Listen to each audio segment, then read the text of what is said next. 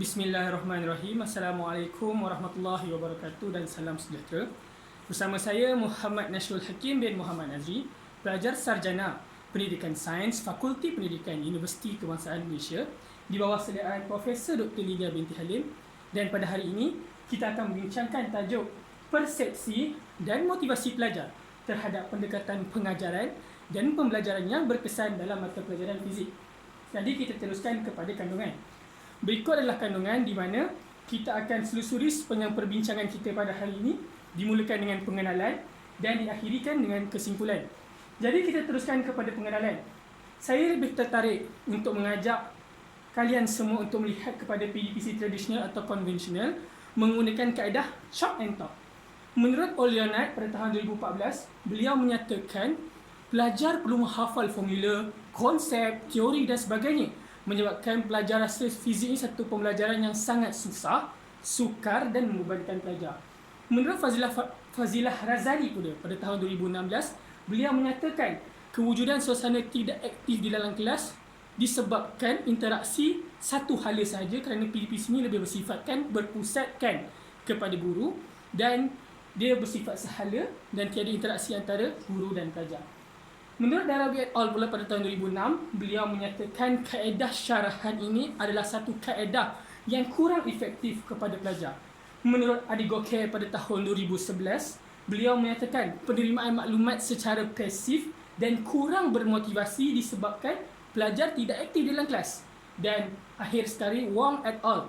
Pada tahun 2018, beliau menyatakan kewujudan permasalahan disiplin berlaku di sekolah disebabkan pelajar rasa bosan, rasa tidak seronok dalam kelas disebabkan PDPC guru yang tidak menarik dan tidak menyeronokkan.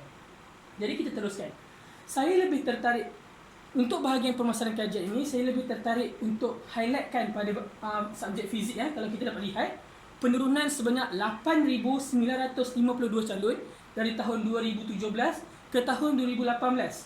Dan menurut Ismail et al., ini menjadikan satu tanggapan negatif kepada subjek fizik, di mana pelajar menganggapkan fizik ini satu subjek yang susah, sukar sampai menyebabkan kemerosotan bilangan dan juga kemerosotan dalam pencapaian akademik pelajar. Dan menurut Gagal Syari pada tahun 2012, beliau menyatakan elemen yang sangat penting dalam dunia pendidikan ini adalah guru dan PDPC, yang mana dua elemen ini adalah elemen yang mempengaruhi, yang berkesan kepada pencapaian dan juga motivasi pelajar.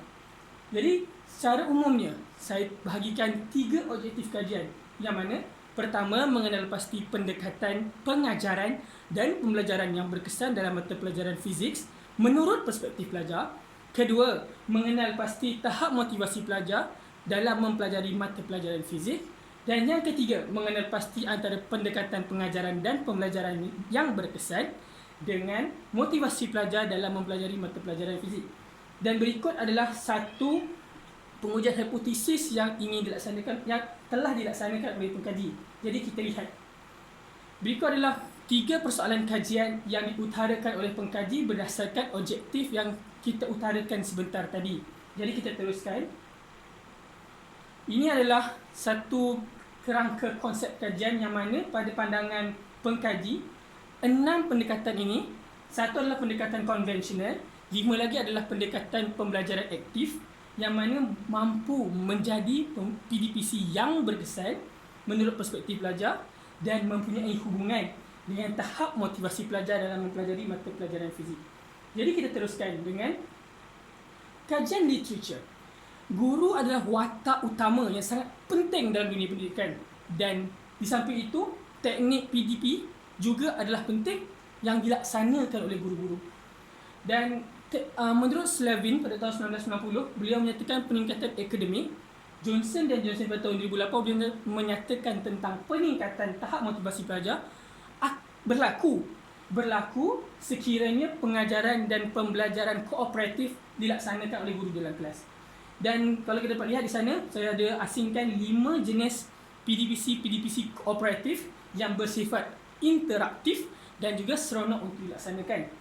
Jadi ini adalah serba sedikit tentang kajian-kajian terdahulu yang dilaksanakan oleh pengkaji terdahulu, yang mana PDPC aktif ini saya rangkum secara keseluruhannya PDPC aktif ini akan memberikan kesan terhadap pencapaian akademik pelajar, tahap motivasi, mewujudkan suasana yang seronok dan sebagainya, dan meningkatkan jati diri dalam diri pelajar untuk mempelajari sesuatu subjek.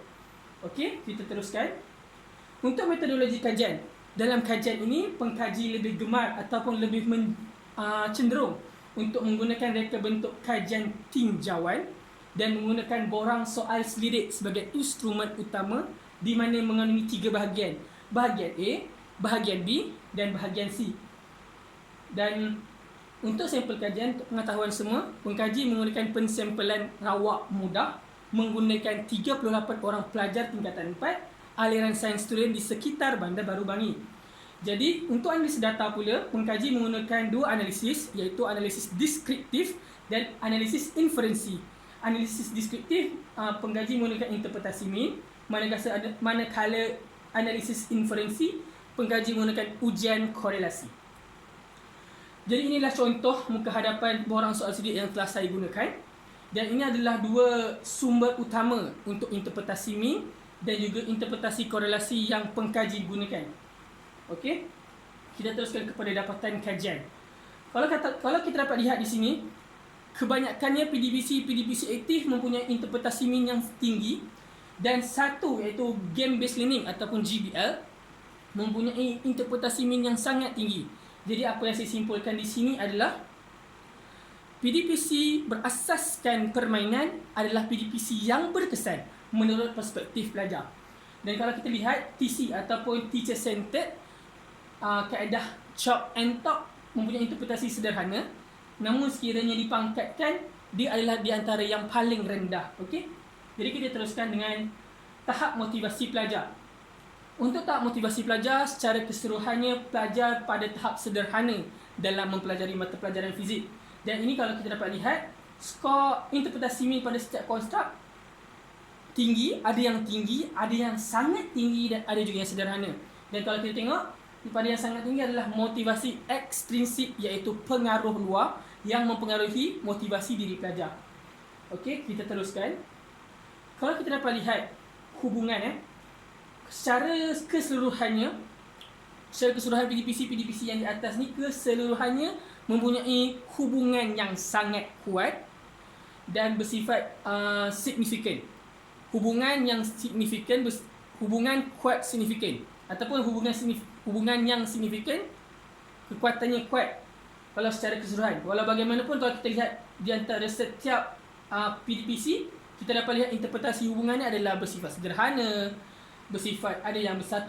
kebanyakannya bersifat sederhana, satu kuat dan satu lemah. Dan kalau kita lihat interpretasi signifikan juga, ada yang signifikan, ada yang tidak signifikan. Di mana tidak signifikan kalau kita lihat di sini adalah blended learning dan juga learning together. Tapi untuk blended learning, kita lihat dia pada tahap sederhana, manakala learning together pada tahap yang lemah dan tidak signifikan. Jadi kita teruskan kepada perbincangan kita. Jadi pada pengkaji, dapatan kajian tadi membincangkan tentang PDPC aktif adalah PDPC yang berkesan menurut perspektif pelajar kerana dia lebih sifat interaktif, seronok dan lebih berpusatkan kepada pelajar. Pelajar diberi peluang untuk mereka menyerlahkan bakat, idea dan sebagainya. Dan kalau kita lihat tadi perbezaan mean yang kecil di antara setiap konstruk PDPC menunjukkan bahawasanya guru pada hari ini perlu bijak ataupun perlu mencari satu inisiatif kesesuaian untuk memvariasikan PDPC di dalam kelas. Dan kalau kita lihat sekali lagi, PDPC konvensional adalah satu PDPC yang interpretasi ini sederhana. Walau bagaimanapun, kalau sekiranya dipangkatkan, dia adalah paling terendah. Maka saya simpulkan PDPC ini kurang relevan untuk dilaksanakan. Namun saya tidak nafikan yang PDPC TC ataupun teacher centered ini masih perlu dilaksanakan dalam memberi perbincangan yang lebih mendalam kepada pelajar. Seterusnya kita bergerak kepada perbincangan motivasi. Secara keseluruhannya bersifat sederhana kerana kemungkinan Guru-guru pada hari ini lebih cenderung untuk menggunakan kaedah PDPC sedia ada, amalan sedia ada seperti sekarang. Gunakan PDPC konvensional, interaksi satu hala, guru yang banyak bercakap dan sebagainya, menyebabkan pelajar ini rasa tidak bermotivasi, rasa subjek ini susah dan sebagainya. Dan ini akan memberi satu impak yang tidak memerangsangkan ataupun impak yang negatif kepada pelajar. Jadi kalau untuk hubungan pula, hipotesis null ditolak. Ya. Jadi pengkaji menyatakan terdapat hubungan di antara PDPC dan juga tahap motivasi pelajar. Walau bagaimanapun, perbezaan kekuatan hubungan ni berbeza-beza. PDPC, setiap PDPC itu mempunyai kekuatan hubungan yang berbeza, dan ada juga PDPC yang bercanggah. PDPC yang bercanggah seperti LTN, Learning Together, dia bercanggah dengan PDPC terdahulu ataupun pengkaji terdahulu yang menyatakan LT adalah salah satu subjek yang mempunyai hubungan yang kuat signifikan dengan motivasi. Namun dalam kajian ini dapatannya adalah bercanggah atau berlawan, yang mana pada kajian ini dia dapat keputusan yang lemah dan tidak signifikan. Jadi secara kesimpulannya, kaedah PDPC aktif adalah satu kaedah PDPC yang berkesan menurut perspektif pelajar, dan PDPC konvensional adalah satu PDPC yang kurang relevan untuk dilaksanakan pada pembelajaran abad ke-21. Dan PDPC ini mempunyai hubungan korelasi dengan tahap motivasi pelajar, dan secara keseluruhannya tahap motivasi pelajar pada tahap yang sederhana, kerana amalan sedia ada guru pada hari ini yang lebih cenderung menggunakan PDPC teacher centered, yang mana PDPC teacher centered ini boleh memberi impak yang negatif kepada pelajar, dan diharapkan dapatan kajian ini dapat membantu guru-guru dalam mencari atau menyesuaikan PDPC yang bersesuaian untuk dilaksanakan dalam kelas, dan variasikan PDPC bersama pelajar dalam mempelajari mata pelajaran fizik. Dan yang terakhir adalah kaedah PDPC yang baik akan memberikan impak yang positif kepada pencapaian akademik maupun motivasi diri pelajar, dan motivasi ini akan menjadi satu titik tolak kepada diri pelajar dalam kesan penerapan pengetahuan yang mana boleh membantu membangunkan diri pelajar dalam memajukan negara pada masa akan datang. Jadi sekian saja daripada saya. Ini adalah rujukan yang saya gunakan sepanjang pembentangan ini dan juga dalam kertas kajian saya. Dan sekian, terima kasih. Assalamualaikum warahmatullahi wabarakatuh.